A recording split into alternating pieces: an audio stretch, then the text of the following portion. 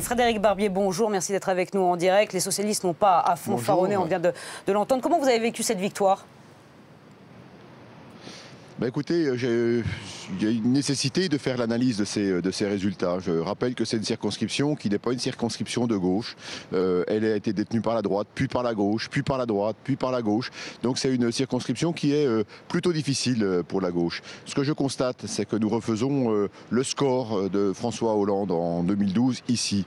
Et que par contre, à droite, eh bien, malgré les appels je veux dire d'élus nationaux, mais également d'élus locaux, je pense qu'on a constaté une forme de porosité, j'aurais tendance à dire, entre un vote UMP au premier tour et un report assez massif, me semble-t-il, sur la candidate du Front National.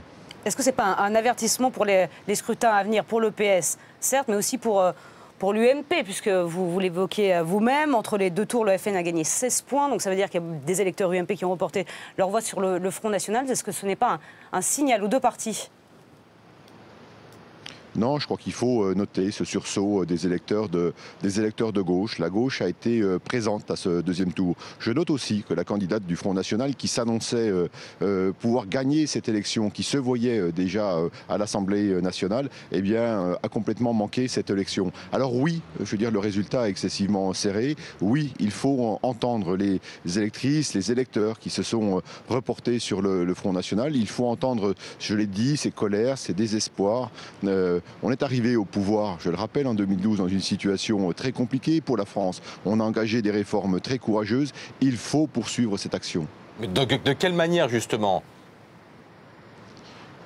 Écoutez, je veux dire, peut-être que ce report massif des électeurs de droite sur le Front National vient aussi, je veux dire, d'un certain nombre d'événements qui ont eu lieu dans les semaines précédentes. Des événements, je veux dire, au niveau politique. Je rappelais hier qu'il faut poursuivre la moralisation de la vie politique. C'est une attente très très forte.